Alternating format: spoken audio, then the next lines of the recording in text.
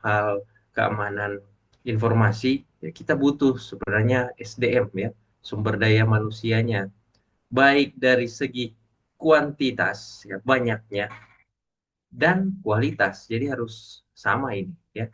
Kuantitasnya harus eh, merata ya sesuai yang diperlukan, tetapi kualitasnya juga ya untuk menangani masalah-masalah keamanan ya.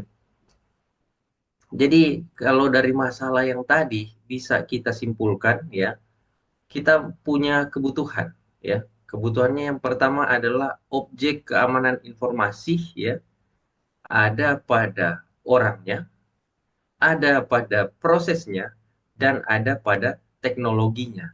Jadi bukan hanya sekedar teknologi. Orang awam mungkin pikir ya, keamanan itu ya kita butuh teknologinya saja. Tidak ya. Selain butuh teknologi, kita butuh orangnya, sumber daya manusianya, ya. Dan kita butuh prosesnya, langkah kerjanya seperti apa. Kemudian, ya, selanjutnya kita butuh awareness, awareness terhadap ancaman, ya, resiko, ya. Awareness itu kehati-hatian, ya. Jadi kita berpikir ke depan, ya, terkait dengan ancaman yang mungkin terjadi pada sistem kita, ya.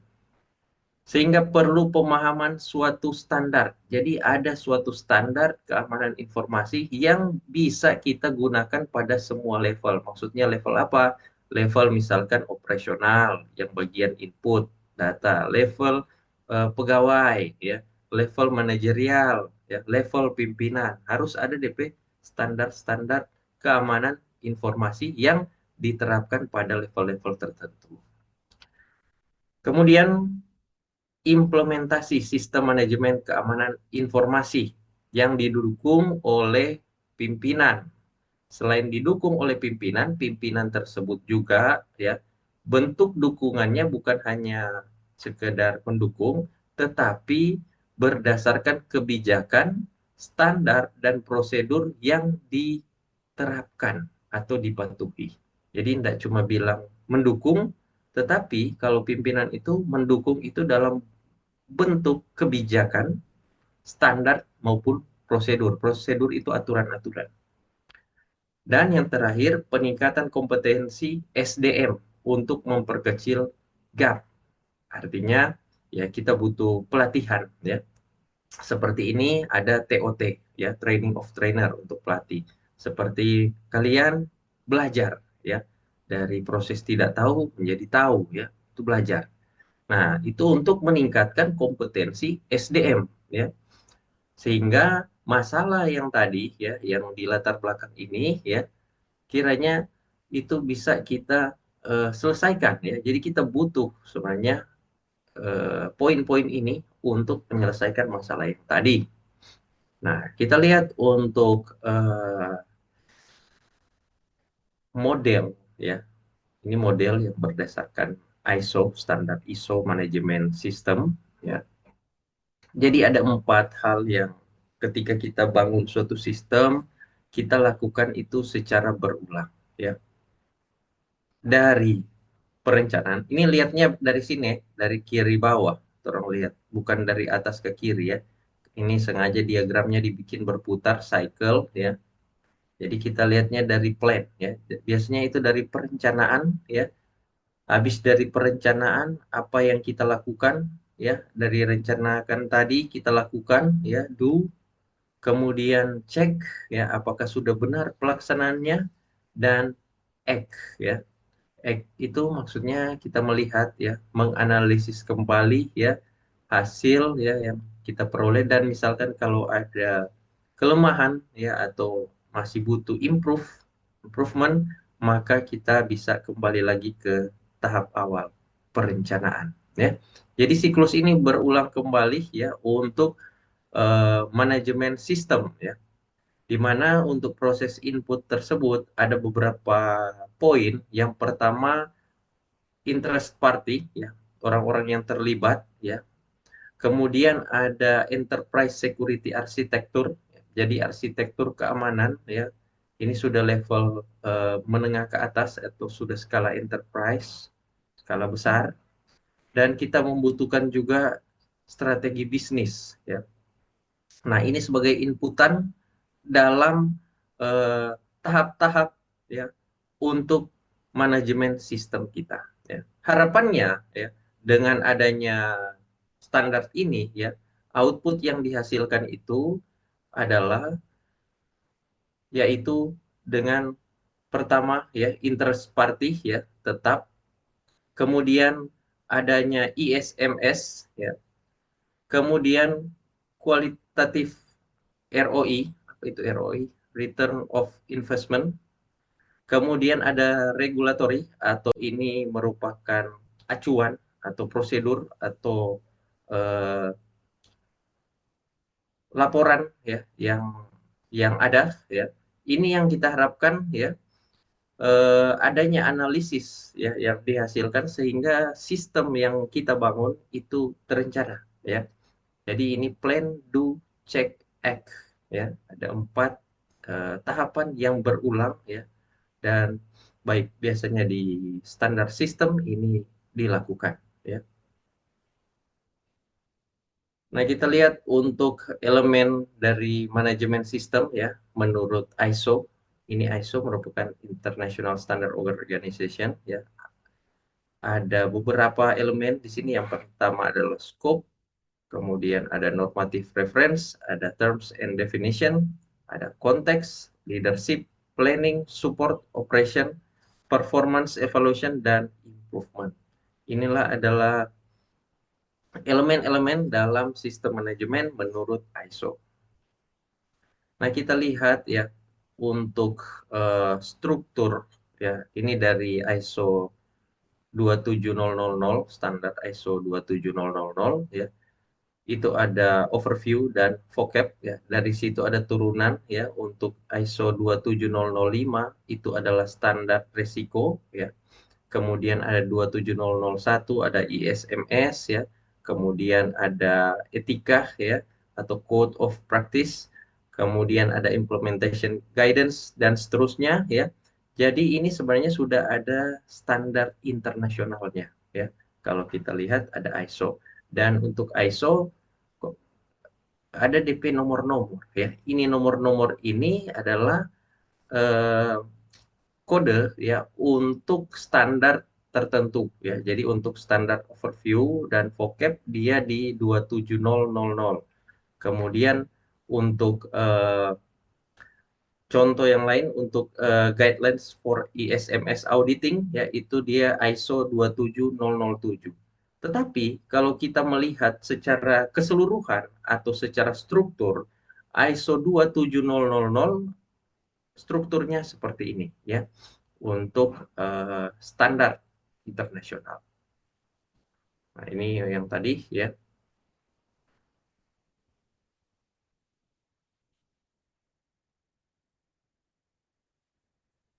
Ini yang masih sementara di development, ya, dirancang. Jadi ini untuk standarnya bukan stuck seperti itu, ya, tetapi eh, diimprove juga, ya, untuk perkembangan dari teknologi, ya, dari proses tersebut. Jadi untuk ISO ini ada di revisi, ya, untuk standarnya, ya. Kita lihat untuk beberapa aturan yang berhubungan, ya, contoh untuk ISO 27001, ya, terkait dengan identifikasi resiko dalam ISMS dan kontrol dalam manajemen resiko. Ini berhubungan dengan Aneks A, ya, dalam ISO 27001 dan ISO 27002 terkait dengan kebijakan, proses, prosedur dari struktur organisasi, software, dan fungsi dari hardware. Jadi ini beberapa ISO, ya, yang berhubung, ya, ISO 27001 dan 002, ya. Kalau kita lihat, ya, untuk ISO 27001, ya, ada 2, 4, 6, 7, ya, ada 7 poin, ya, yaitu context of organization, leadership, planning, support, operation, performance evaluation, dan improvement. Setiap prosedur ini ada tahapan-tahapannya di sini. Jadi dari standar ini, ya, kita bisa melihat, ya, misalkan suatu sistem, ya, perencanaannya seperti apa, ya. apakah dia sudah melakukan aksi terhadap risiko dan kesempatan ya. Nanti ini dari berdasarkan standar ini, orang bisa melakukan audit ya. Contoh misalkan di suatu perusahaan ya atau di suatu instansi ya sudah diterapkan keamanan sistem keamanan ya, sistem informasi keamanan. Apakah itu sudah sesuai standar? Jadi kita mengacu misalkan pada standar ini dan kita melakukan pemeriksaan baik poin-poin ini ya, apakah sudah atau belum. Nanti untuk penilaiannya kita buat menggunakan indeks kami nanti sebentar ya. Jadi tahap pertama ini Anda memahami dulu standar-standar yang berlaku secara internasional dan nantinya sebentar ada turunan ke SNI ya, ini ISO ya, standar internasional. Sedangkan pada tadi 27001 ada 7 ya. Ketika dia di ISO 27002 ya, untuk Code of Practice for Information Security Control, di sini ada 14 kausal dan 35 objektif dan ada 114 kontrol yang dilakukan. Ada security policy, kemudian Organization of Information Security, ada Human Resource Security, ada Asset Management, ada Asset Control, ada bagian kriptografi, ada Physical dan Environmental Security, ada Operational Security, ada Communicational Security, ada System Acquisition, Development and Maintenance, ada Supplier Relationship, ada Information Security Incident Management, ada Security Aspect of Business Continuous Management, dan Compliance. Compliance ya. Jadi compliance itu menyangkut tentang review dari keamanan informasi ya yang dilakukan. Ini perbedaan dari ISO 27002 ya tahun 2013 dengan yang tadi 27001 ya tahun 2013. Kita lihat ya, untuk ISO 27001 ya, untuk proses sertifikasi ya, pendekatannya adalah seperti ini. Yang pertama adalah persetujuan dari manajemen, kemudian adalah selanjutnya adalah ruang lingkup ya, yang mana saja ya, dan analisis dari gap analisis ya. Kemudian melakukan risiko assessment, risk assessment, dan treatment. Kemudian kita menyusun SMKI dan penerapan SMKI. Hasilnya nanti akan dilakukan audit, baik audit internal dan eksternal. Berikut merupakan tahapan ya implementasi standar nasional Indonesia ya mengacu pada yang ISO 27001. Yang pertama ya, itu biasanya dilakukan pelatihan terkait standar-standar ya, yang tadi ya ISO turunannya sampai pada standar nasional Indonesia ya. Jadi SNI ini juga masih mengacu pada standar internasional tadi mengenai keamanan informasi. Kemudian ya, langkah selanjutnya adalah awareness pimpinan ya. Jadi kita harus apa? eh, mengedukasi juga ya atau eh, mensosialisasikan pada pimpinan ya mengenai SNI ya. Jadi misalkan di suatu instansi atau perusahaan ya, maka ini apabila misalkan belum ada keamanan informasi, ini harus dilakukan sosialisasi juga pada pimpinan supaya bisa dipahami tujuan dari implementasi standar ini ya untuk keamanan informasi. Pentingnya kenapa ya? Sehingga ketika sudah didukung oleh pimpinan, maka akan dilakukan pembentukan tim ya. Pembentukan tim, kemudian penentuan ruang lingkup ya, dan ada isu ya. Kita melihat isu-isu yang ada dalam misalkan masalah ya.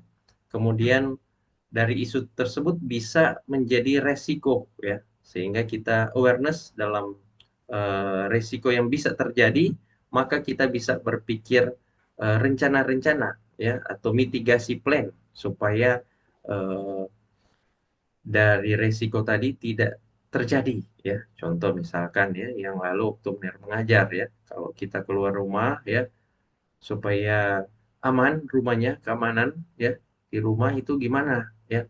Ya, pertama misalkan kunci pintu ya, kunci jendela ya, itu contoh. Itu kita sudah berpikir isu ya di situ. Isu yang kemungkinan terjadi. Dan dari isu tersebut ya kalau kita lupa kunci ya itu bisa beresiko ya. Jadi di situ muncul awareness dari kita. Maka kita melakukan mitigasi plan.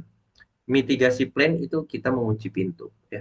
Jadi seperti itu sehingga kita mempunyai strategi dan sasaran ya, dan strategi dan sasaran tersebut itu diturunkan dalam kebijakan dan prosedur. Kebijakan itu biasanya yang diatur atau dibuat oleh pimpinan ya. Ini kebijakan dan prosedur. Ketika dibuat maka harus disosialisasi pada para pengguna, pada para pegawai ya, dan nantinya akan diimplementasi. Ketika mereka sudah implementasi ya, tidak sampai di situ saja ya, maka bisa dilakukan audit ya. Audit itu bisa secara internal dalam perusahaan ya. Kemudian kita lihat manajemen dari review bagaimana hasil auditnya ya, apakah butuh improvement atau tidak ya. Dan biasanya kalau kita mengaudit internal ya, biasanya kita hanya melihat secara dalam ya. Ada hal-hal yang kita tidak bisa lihat ya. Maka biasanya kita minta tim tambahan dari luar atau orang eh, dari luar ya, atau memang lembaga khusus ya untuk melakukan external audit ya. Jadi mereka juga bisa melakukan audit ya sehingga hasil dari audit mereka itu menjadi masukan feedback untuk improvement nanti. Inilah eh, SNI ya, tetapi masih mengacu pada standar ISO 27001. Inilah tahapannya ya. Dan di sebagian perusahaan, instansi ya, pemerintah saya lihat sudah menerapkan eh, standar keamanan ini ya untuk sistem keamanan informasi. Ini untuk audit proses ya. Oke.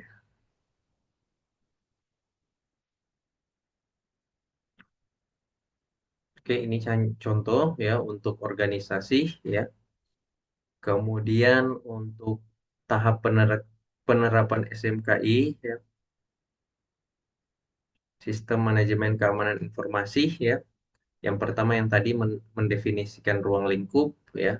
Ruang lingkup ini penerapan SMKI dapat meliputi bisa untuk proses, layanan, atau kegiatan, ya. Kemudian bisa juga untuk satuan kerja, ya. Contoh misalkan direktorat atau subdirektorat. Kalau misalkan universitas ada fakultas, fakultas ya, ada program studi ya. Kemudian untuk lokasi kerja ya, mana saja lokasi yang dipilih untuk menerapkan SMKI. Misalkan kalau perusahaannya dia ada kantor cabang ada di Manado, Tomohon, ya, Bitung, ya. Mana saja yang akan dilakukan atau dipilih untuk penerapan SMKI. Apakah akan di seluruh kantor cabang tersebut atau bertahap? Misalkan coba dulu di Manado, ya, dilihat seperti itu. Ini adalah tahapan penerapan SMKI.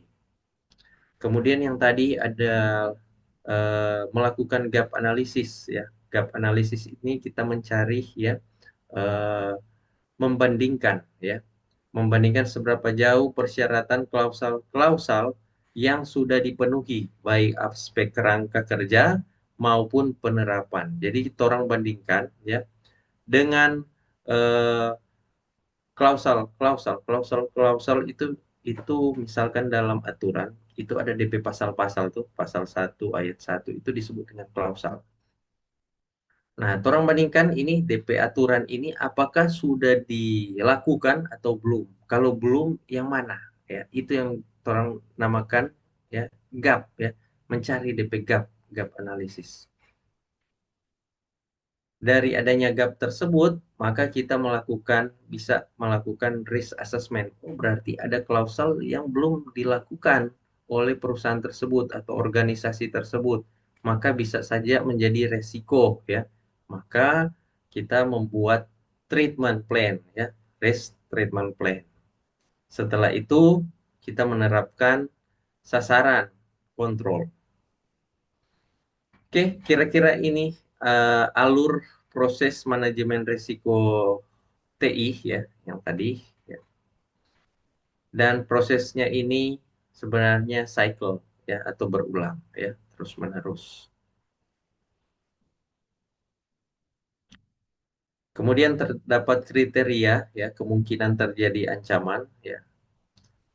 Dikatakan hampir atau pasti itu memiliki kemungkinan lebih dari 90% akan terjadi dalam waktu 1 tahun. Kalau sering yaitu 50-90% terjadi dalam periode 1 tahun. Kalau mungkin 10-50% kemungkinannya yang terjadi dalam 1 tahun. Dan jarang itu kurang dari 10% dalam periode 1 tahun. Ini contoh ya, skala.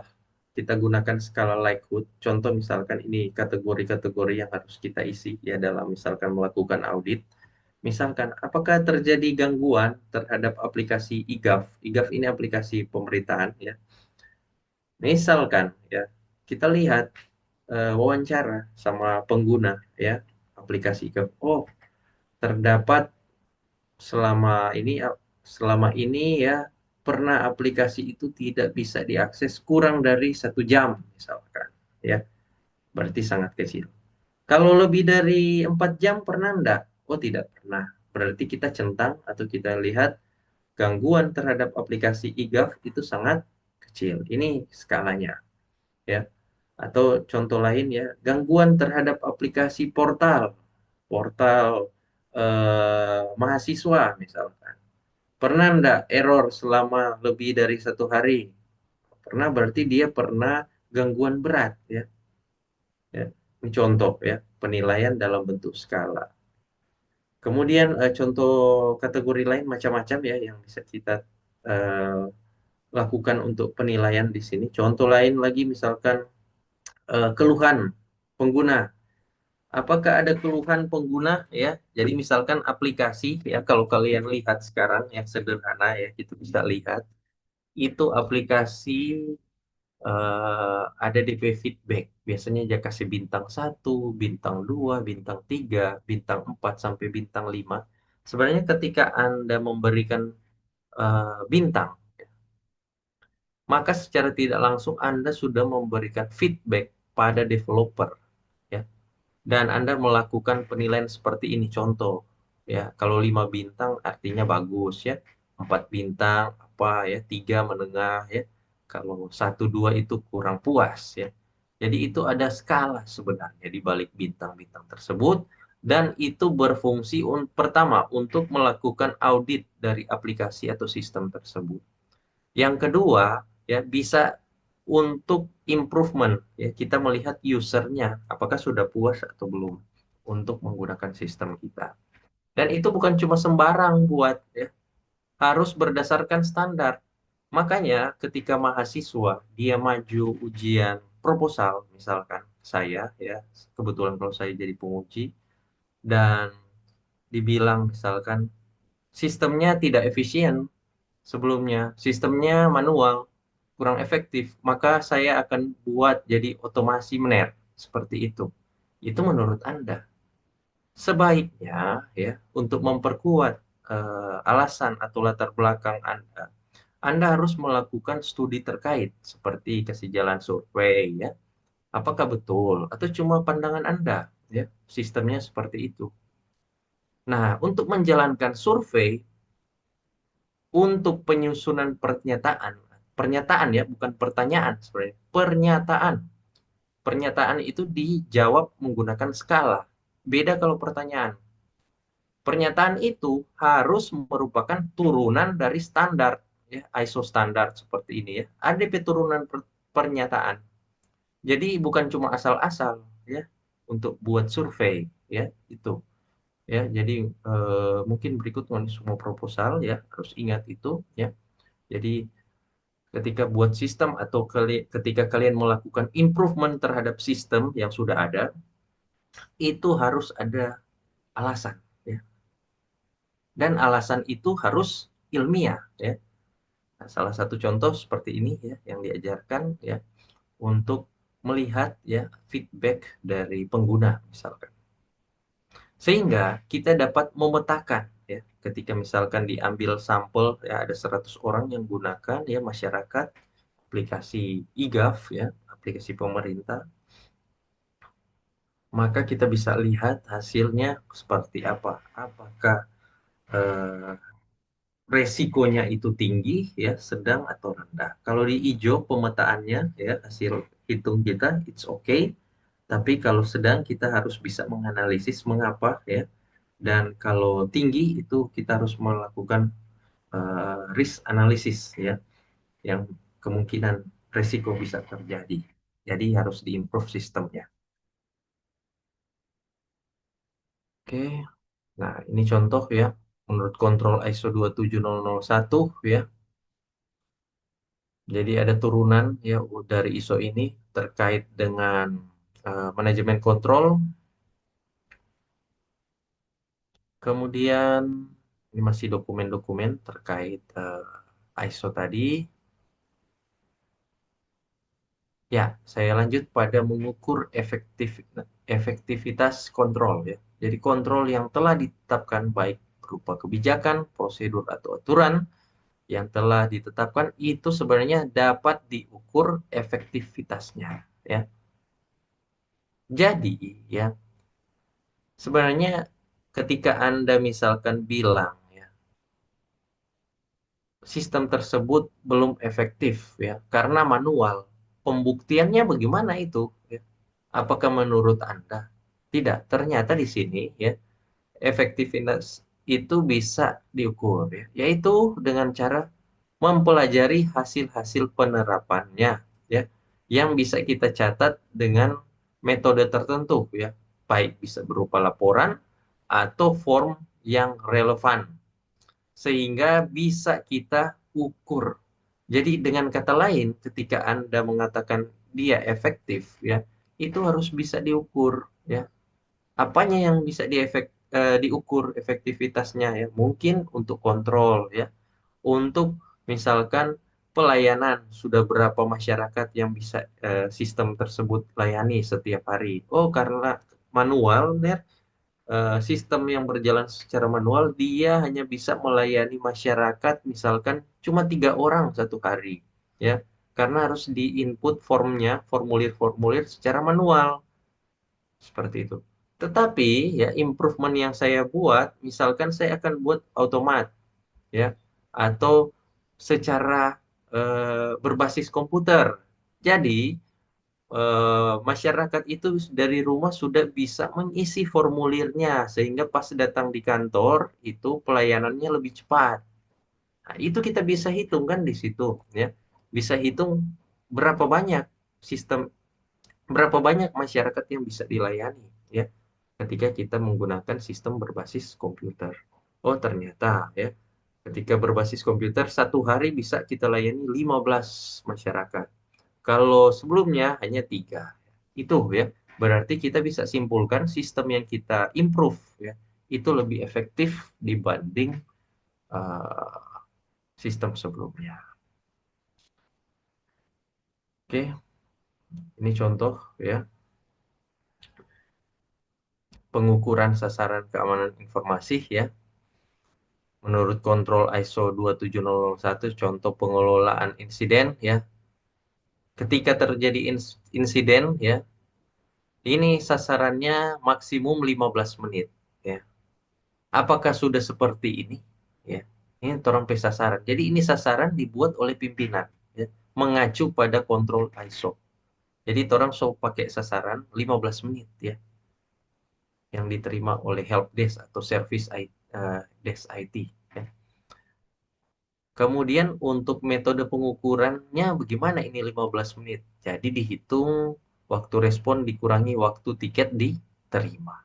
Jadi bisa dihitung apakah pengelolaan insiden itu sudah berjalan dengan baik ya. Cara ukurnya bagaimana?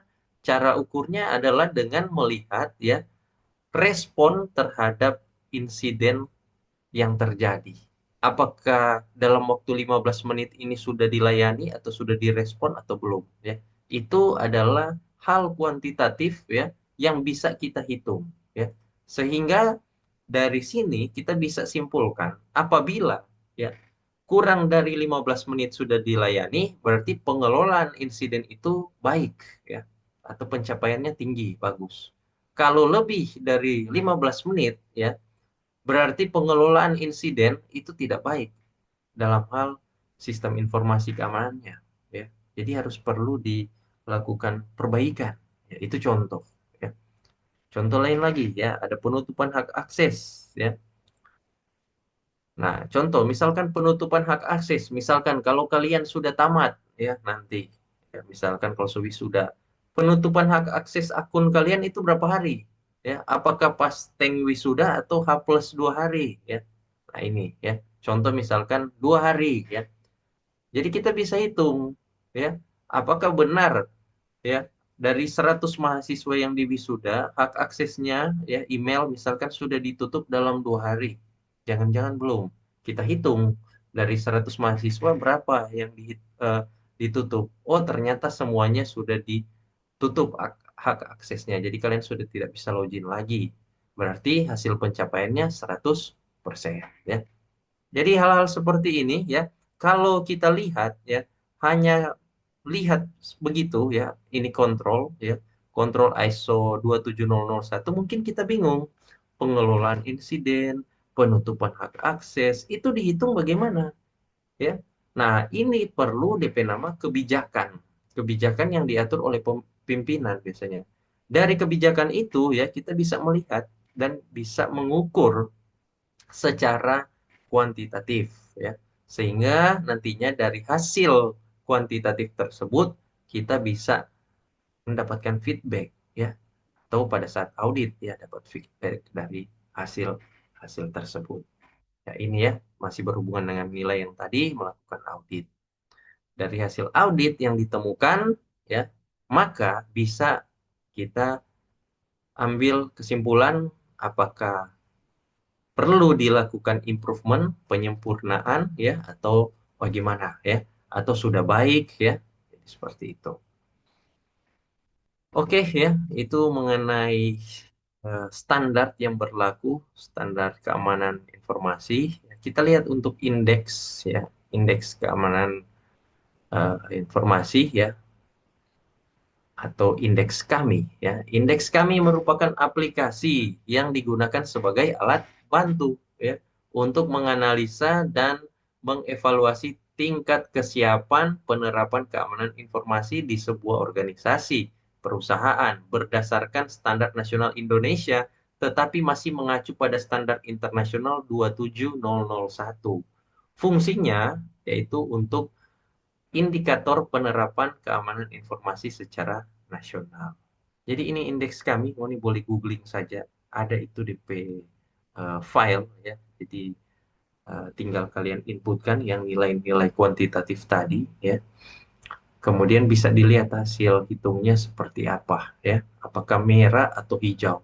Dan yang baiknya juga dia ada pemetaan ya, ada pemetaan ini ada 5 ya menurut standar ya keamanan informasi. Ini maksud dan tujuan, kemudian ada metodologi, tapi metodologinya itu masih eh, mengacu pada SNI ISO 27001 tadi. Ini ya, ada 5 area yang dilakukan evaluasi terkait dengan indeks kami tersebut. Yang pertama tentang tata kelola, kemudian pengelolaan risiko, kemudian kerangka kerja, kemudian ada pengelolaan aset dan aspek teknologi. Jadi ya dari indeks kami ini kalau kalian gunakan ya misalkan di suatu perusahaan kita ambil contoh misalkan di kampus misalkan. Kemudian kalian lakukan evaluasi ya, berikan nilai-nilai ya, indeks yang kayak tadi ya, skor. Nanti ya pada hasil hitungan akhir akan dipetakan.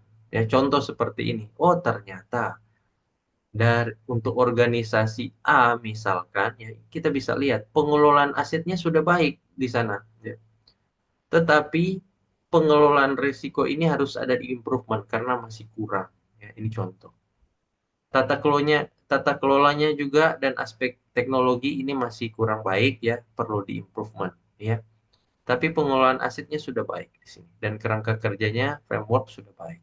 Jadi dari hal ini kita bisa melihat area apa saja yang butuh improvementnya. Terus dari mana DP nilai ini dia sampai rendah ya, sama seperti tadi ya. Apakah insiden responnya itu baik? Oh, ternyata di sini kalau ada gangguan jaringan itu direspon nanti lebih dari 3 hari, bukan 15 menit ya. Itu contoh pengelolaan risiko ya. Sampai nilainya rendah. Jadi apa yang harus kita lakukan? Ya, untuk layanan aduan harus kita tingkatkan ya. Itu contoh. Oke ya, ini mengenai bobot ya, penilaian ya, A sama dengan 5, B sama dengan 2, C sama dengan 1 ya. Contoh, oke ya. Saya rasa cukup ya untuk materi hari ini. Untuk materi ini Anda bisa download saja ya di apa? Di e-learning ya mengenai indeks kami ya. Itu sudah diupload di sana ya. Tunggu saya atur dulu supaya bisa kalian download ya di e-learning SMKI dan indeks kami ya. Oke ya. Jadi materi untuk hari ini ya ada banyak sebenarnya ya, tapi memang dikemas dalam satu pertemuan. Itu silakan di-download dan dipelajari ya berkaitan dengan pelaksanaan audit ya sistem informasi. Semuanya ini masih berkaitan juga dengan materi sistem informasi, tapi ini sudah karena area audit ya atau dia sudah masuk keamanan ya.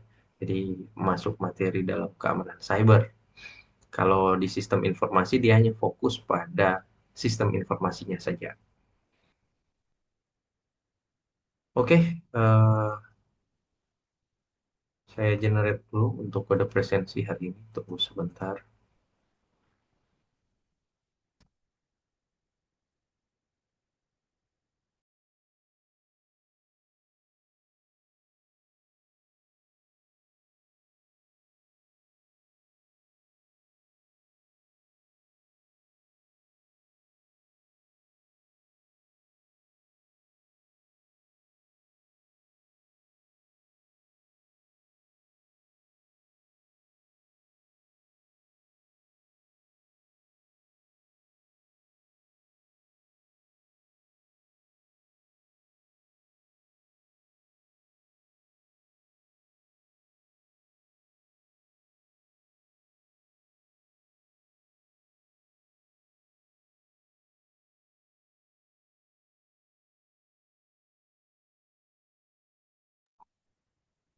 Oke, sebelum kode presensi dibagikan, silakan aktifkan kamera. Ini masih ada beberapa orang ini kabel. Memang saya aktif kamera dari tadi, cuma ada parkir akun. Untuk saya dokumentasikan ya. Jadi kalau ada yang absen, yang tidak ada muka, kita kasih alpha ya. Oke, sudah, so on cam semua ini, kasih on cam semua ya. Oke, tunggu sebentar, biar screenshot dulu.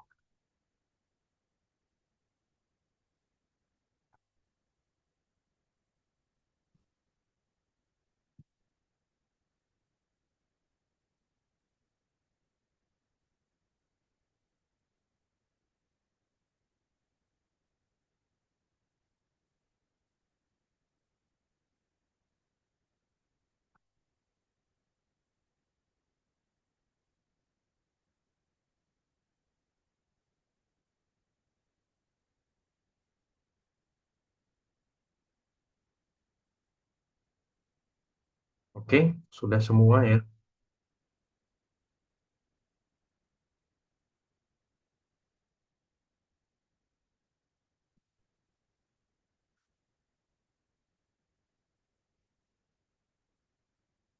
Oke, tunggu sebentar, saya generate kode absen.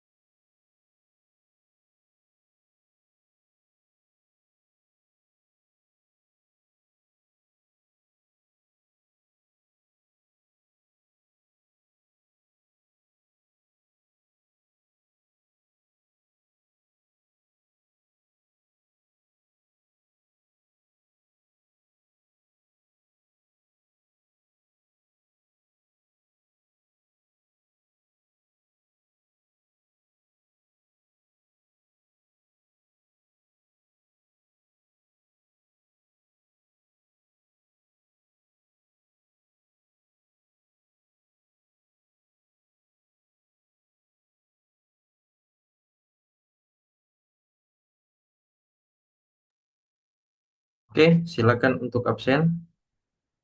Untuk kelas saya, untuk kelas penerbit Yuri, tunggu sebentar.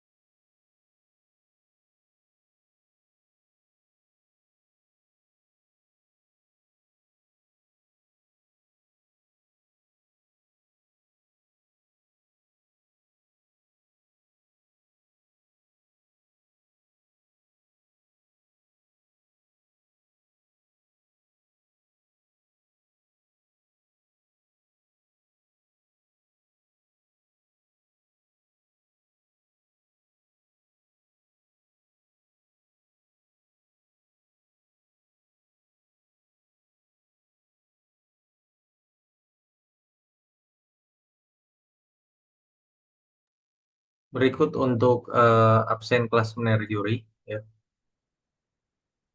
Untuk absen praktikum kelas penerbit Yuri, tunggu sebentar.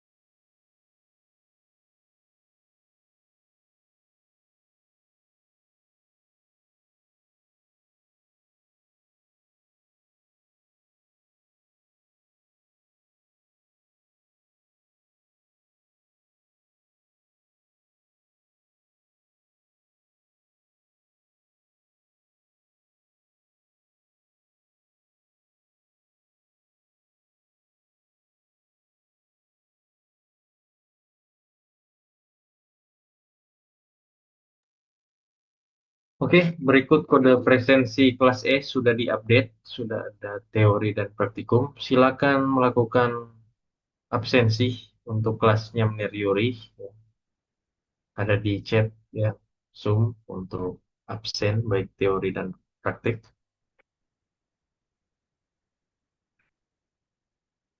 Untuk materi hari ini bisa kalian download di e-learning dan yang tugas atau kuis monitoring keamanan jaringan ya akan saya bukakan minggu ini ya.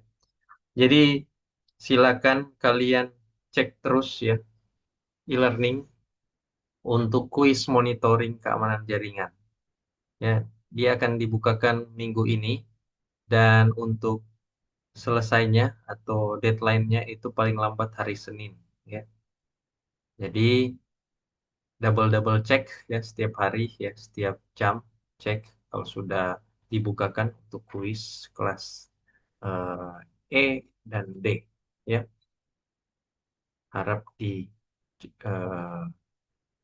untuk kuisnya dan pekan depan sekali lagi ujian akhir semester ya langsung di kampus secara luring setiap mahasiswa bawa device-nya masing-masing ya.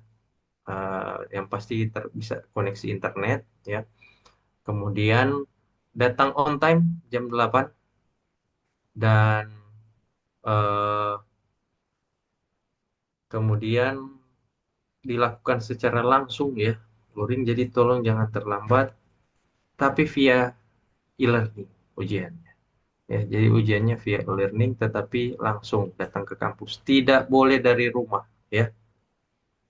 Jadi pastikan harus hadir dan tidak ada remedial. Untuk yang belum ikut UTS ya, yang lalu ya, saya masih kasih kesempatan ya. Setelah UAS hubungi saya ya. Setelah UAS pada hari itu atau minggu depan ya, hubungi MENER. Kalau tidak ya, ya sudah. Saya anggap tidak melakukan perbaikan UTS atau tidak melakukan remedial ya. Ada yang ingin bertanya lagi? Sudah? Sudah, Dayan sudah toh? Nerso jawab. Iya, benar. Mana Dayan? Sudah ya? Jadi terkait UTS sudah ya? Nerso bilang. Jadi minggu depan setelah selesai UAS, kalian menghadap saya ya. Dan belajar karena tetap mau ujian UTS ya. Jelas ini ya, yang belum UTS saya kasih kesempatan ya untuk mengikuti ujiannya kembali. Tetapi untuk UAS tidak ada ujian ulang. Karena setelah UAS saya akan olah nilainya ya dan tidak ada ulang atau remedial di UAS. Ada lagi yang mau bertanya?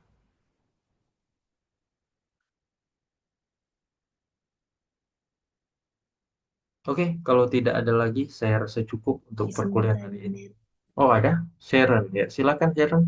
Ner, untuk hari Kamis bukannya itu ada libur kebangkitan, Ner? Aduh, iya lagi ikut. Betul, betul. Bagus sekali ini pertanyaan. Ya, libur Kang. Berarti ujiannya tidak bisa kita pindahkan ya. Maka tanggal 5 Juni ujiannya ya. Ujiannya kita pindahkan di tanggal 5 Juni ya. Jadi 5 Juni saya tidak eh, informasikan kembali Anda sudah tahu datang ke kampus ya kecuali ada lain hal nanti saya informasi. Tapi 5 Juni itu kita ujian ya, ujian akhir semester ya. Karena minggu depan libur ya sudah ditunda pekan depannya lagi tanggal 5 Juni ya jam 8 pagi. Tidak ada yang terlambat ya. Jangan karena so libur 1 minggu kita tutup libur lagi lupa-lupa ya. Lumayan 2 minggu ini kita tidak ketemu ya. Ya sudah. Jadi dipelajari materi yang sudah diberikan ya. Semoga UASnya bisa berlangsung dengan baik. Ada lagi ya, ini pertanyaan bagus ya. Ternyata kalendernya merah. Bukan. Ada lagi yang mau bertanya? Sudah?